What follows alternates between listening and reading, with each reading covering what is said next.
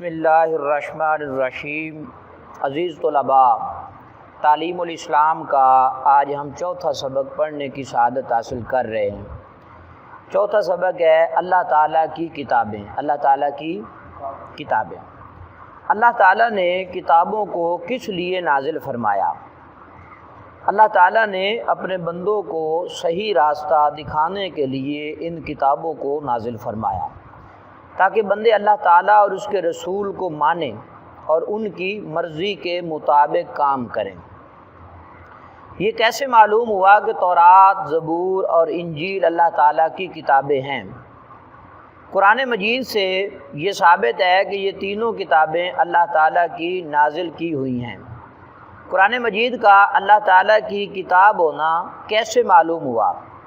عرب کے لوگ جو قرآن مجید کے مخالف تھے، عرب کے لوگ قرآن مجید کے مخالف تھے، انہوں نے کہا یہ کتاب جو ہے یہ خدا کی کتاب نہیں ہے۔ انہوں نے کہا یہ خدا کی کتاب نہیں ہے۔ تو ان سے کہا گیا کہ اگر یہ کسی انسان کی بنائی ہوئی کتاب ہے تو تم اس کی مثل 10 صورتیں بنا ڈالو۔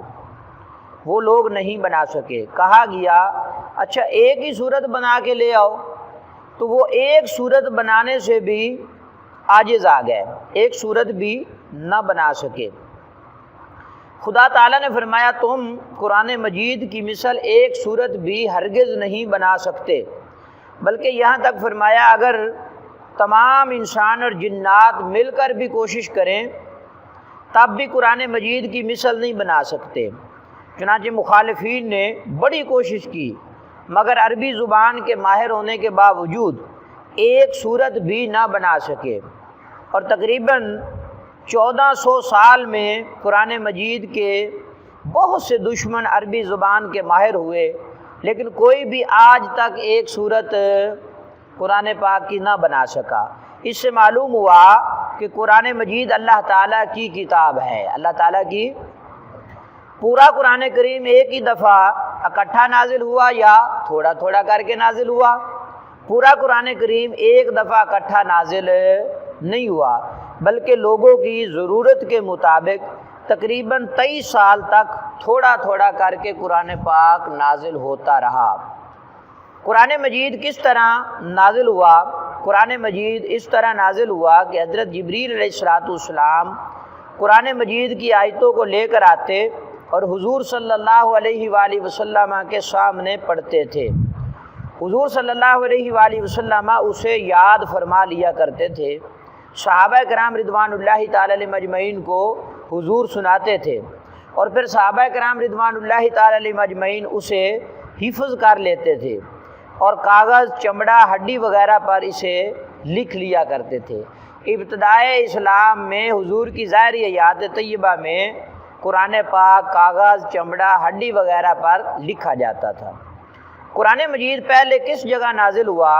مکہ معظمہ میں ایک پہاڑ ہے جس کا نام ہیرا ہے، اس کے اندر ایک غار ہے جس میں سرکار دو عالم صلی اللہ علیہ وآلہ وسلم اللہ تعالیٰ کی عبادت میں مشغول رہا کرتے تھے۔ تو قرآن مجید سب سے پہلے اسی ہیرا پہاڑ کی غار میں حضور صلی اللہ علیہ وآلہ وسلم پر نازل ہوا۔ سب سے پہلے کون سی آیت نازل ہوئی؟ سب سے پہلے سورۃ اقرا کے شروع کی 5 آیتیں، اقرا بسم ربک الذی خلق، یہ 5 آیات جو ہیں یہ قرآن پاک کی نازل ہوئیں سب سے پہلے۔ سب کے آخر میں کون سی آیت جو ہے وہ نازل ہوئی؟ سب کے آخر میں تیسرے پارے کی سورۃ البقرہ کی آیت نمبر 280، واتقوا یوما ترجعون فیہ الی اللہ، یہ آیت مبارکہ جو ہے یہ نازل ہوئی۔ امام فخر الدین رازی رحمۃ اللہ تعالی علیہ نے تفسیر کبیر کی دوسری جلد میں اس بات کا ذکر کیا کہ قرآن پاک کی یہ آخری آیت جو ہے یہ ہے، ٹھیک ہے نا، واتقوا یوما۔ کیا قرآن مجید کی ہر صورت پر ایمان لانا ضروری ہے؟ جی ہاں، قرآن مجید کی ہر صورت اور ہر آیت پر ایمان لانا ضروری ہے۔ اگر کوئی شخص کہے کہ جیسا قرآن مجید حضور صلی اللہ علیہ وآلہ وسلم پر نازل ہوا تھا اب ویسا نہیں ہے، بلکہ گھٹا بڑھا دیا گیا ہے تو ایسے شخص کے لیے کیا حکم ہے؟